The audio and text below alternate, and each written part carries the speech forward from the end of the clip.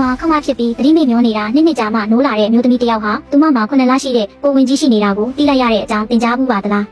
2020ခုနှစ်မှာဖြစ်ပွားခဲ့တဲ့ပြင်းထန်တဲ့မော်တော်ကားအက်ဆီဒင့်ကြောင့်ဆာရာဟာသတိမေ့မျောသွားခဲ့ပါတယ်။ဆရာဝန်တွေကတော့သူမမှာဘာအသိစိတ်မှမရှိတော့ဘူး။လှုပ်ရှားမှုရောတုံ့ပြန်မှုပါမရှိတော့ဘူးလို့ဆိုကြပါတယ်။သူမရဲ့မိသားစုဝင်တွေဟာနေတိုင်းလာပြီးသူမလက်ကိုစုပ်ကင်ကစကားတွေပြောခဲ့ပေမဲ့ဘာထူးခြားမှုမှမရှိခဲ့ပါဘူး။ဒါပေမဲ့စေယုံကြီးတစ်ခုလုံးတိတ်ဆိတ်သွားတဲ့ညနေပိုင်းချိန်တွေမှာတော့တခြားလူတစ်ယောက်ရောက်လာတတ်ပါတယ်။သူကတော့ညစောင့်တက်ရှိဝန်ထမ်းခေါ်ပါနှစ်တိုင်ညတိုင်းသူဟာဆာရာစီကိုလာပြီးစကားတွေပြောတဲ့စာအုပ်တွေဖတ်ပြတယ်။အေးဂီတတန်အေးလေးတွေဖွင့်ပြခဲ့ပါတယ်။သူမကျွန်တော်အတန်ကိုကြားနိုင်မယ်လို့ကျွန်တော်ခံစားခဲ့ရတယ်လို့သူကနောက်ပိုင်းမှာရဲတွေကိုထွက်ဆိုခဲ့ပါတယ်။စေယုံလုံးချုံရေးကင်မရာခလီတီမှတ်တမ်းတွေအရလဲသူဟာညတိုင်းမိနစ်30ကြာဆာရာစီကိုလာရောက်ခဲ့တာအတိအကျခုနိုင်ခဲ့ပါတယ်။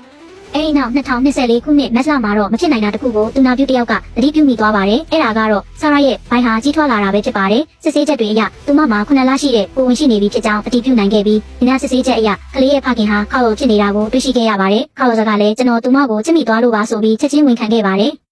ခေါလို့အဖမ်းခံလိုက်ရပြီးနောက်မှာတော့မဖြစ်နိုင်တဲ့အံ့ဖွယ်မှုတစ်ခုဖြစ်လာခဲ့ပါတယ်။2024ခုနှစ်မေလမှာဆာရာသတိပြန်ရလာခဲ့တာပါ။ရဲတွေကခေါလို့ရဲ့တပ်ပုံကိုပြတဲ့အခါမှာတော့သူမကကျမသူ့အတန်ကိုမှတ်မိတယ်။အမှောင်ထုထဲမှာကျမကြားရတဲ့တစ်ခုတည်းသောအရာကသူ့အတန်ပဲလို့တိုးတိုးလေးပြောခဲ့ပါတယ်။ဆာရာကခေါလို့စောက်ကိုတရားစွဲဖို့ညှင်းဆန်ခဲ့ပြီးသူကကျမကလေးရဲ့အဖေပဲလို့ပြောခဲ့ပါတယ်။2024ခုနှစ်ဩဂုတ်လမှာတော့သူမကလေးမွေးဖွားခဲ့ပါတယ်။အခုချိန်မှာတော့ခေါလို့ဟာကလေးအုပ်ထင်းခွင့်ရရှိဖို့အတွက်စူးစမ်းတိုက်ပွဲဝင်နေပါတယ်ကဲ